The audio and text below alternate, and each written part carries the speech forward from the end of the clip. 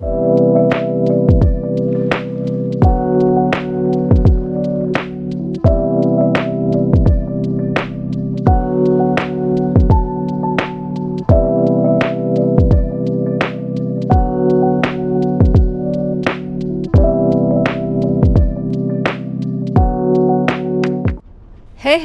today is the very last day of our road trip. Tomorrow we will head back to the Christchurch to return our camper van. So for today we're going to enjoy every single moment of our final adventures. You like to flow? You would like to flow stick? Give me? Can you give me? Can you give me please? Thank you. Thank you.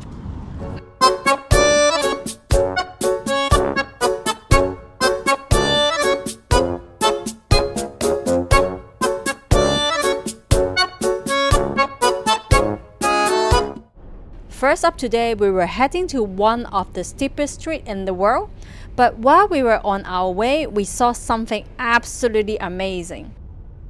I'm glad that I captured on the video. What? The signage is saying house followed.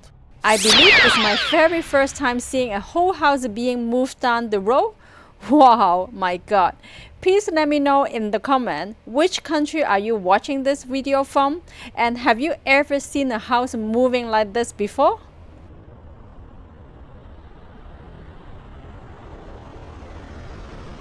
They say travel is the best education.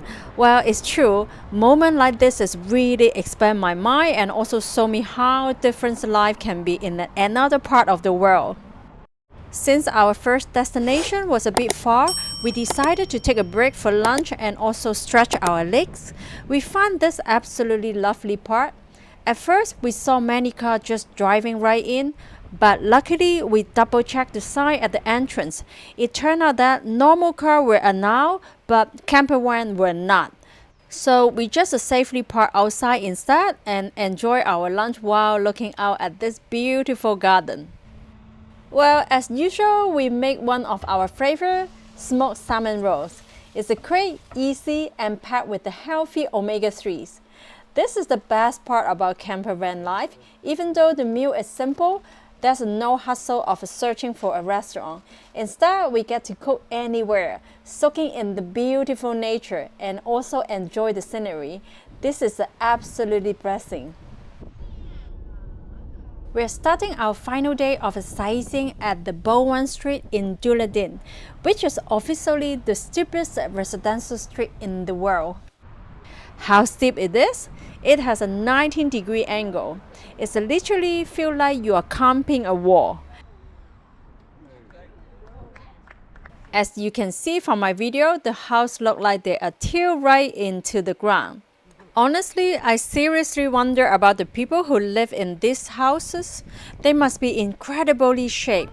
Imagine having to climb a street like this every single day just to buy a grocery. What do you think? Could you live on the street like this?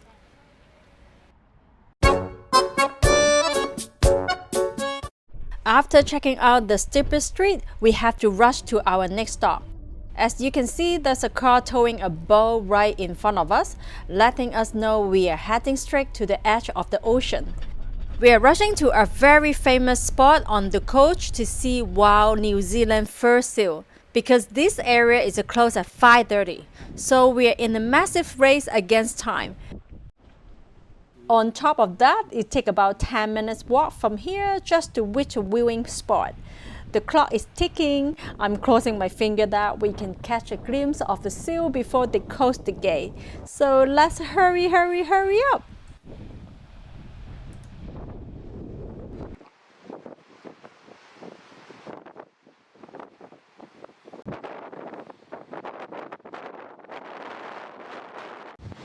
Wow, we make it just in time. It's an absolute dream come true. This is my very first time witnessing wild fur seal up close. Seeing them all gather on the rock remind me so much of the penguin I saw in Australia. Just like those penguins, these seals spend days hunting out in the ocean, and now it's finally time for them to rest. They climb all the way up to do some sunbathing and use the warm rock to heat up their body after swimming in the freezing water. Wow, it's not only adult fur seal, we find a baby seal here also. Wow, look at that! This is so cute! Wow, today turned out to be all about wildlife. Beside the fur seal, this area is also home to rare penguin. We actually noticed a sign to tell visitors if they witness any penguin nearby, they need to call the local conservation team. This protection policy is so important because these beautiful birds are heavily dangerous and the ranger need to monitor them to keep them safe.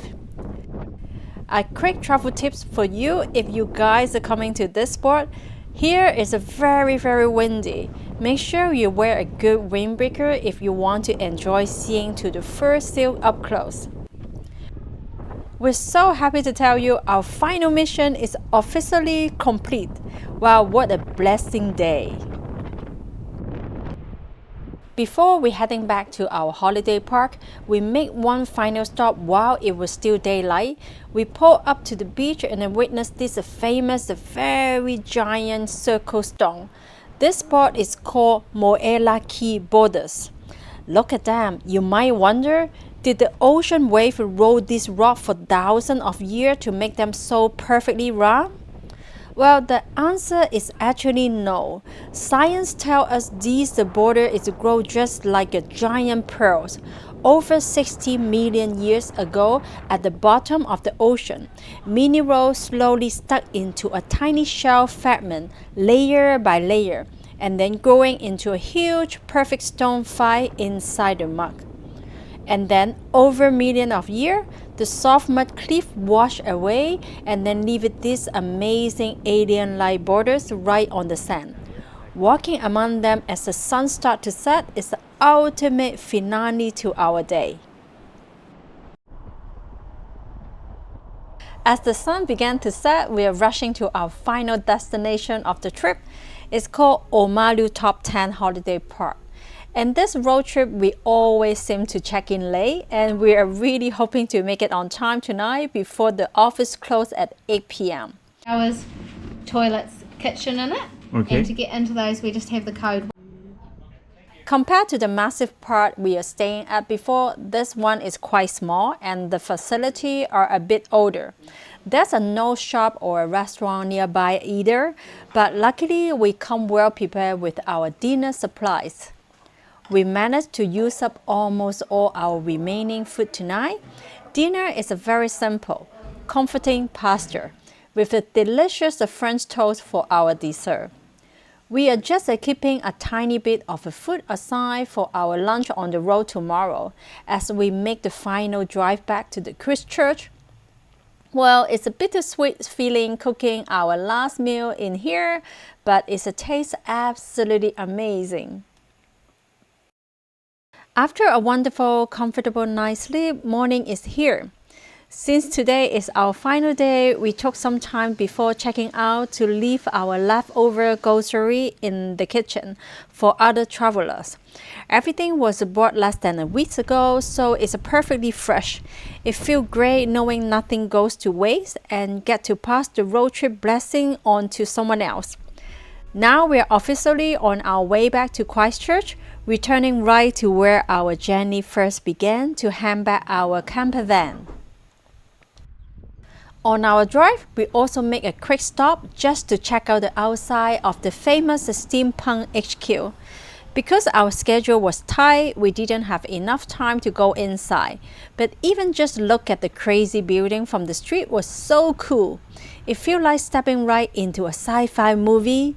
It was definitely worth a quick look before we kept moving. To be honest, a campervan trip here in New Zealand is a bit pricey.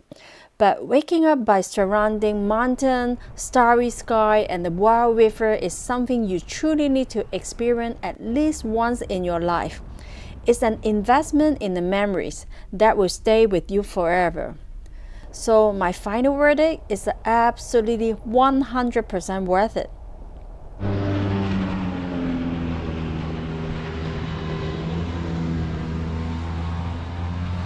Before hitting the city, we stopped for our final lunch break right in front of this breathtaking Wakaya Gorge. We managed to finish every single thing left over in our fridge. We make delicious smoked salmon sandwich and also enjoy a nice yogurt for dessert.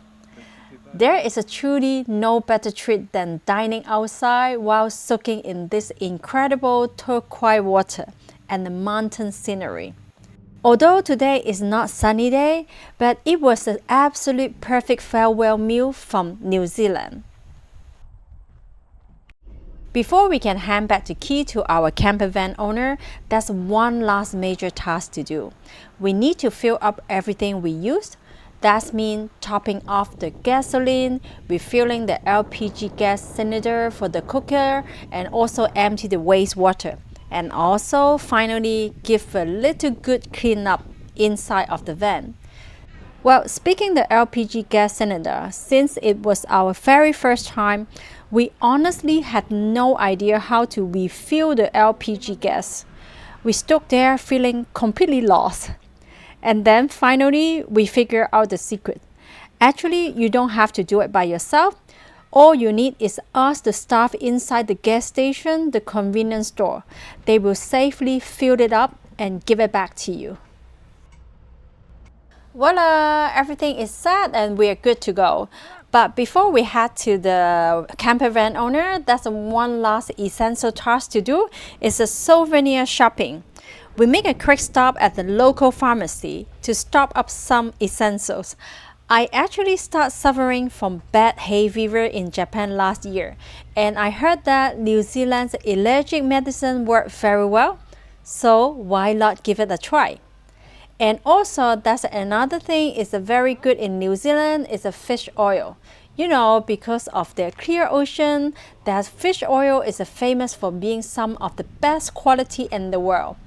Voila, to-do list is all complete. Well, reflecting on this whole journey, even though it was our very first time traveling in the campervan, well, we absolutely love it. There is nothing quite like the feeling of waking up completely surrounded by the nature and every single morning.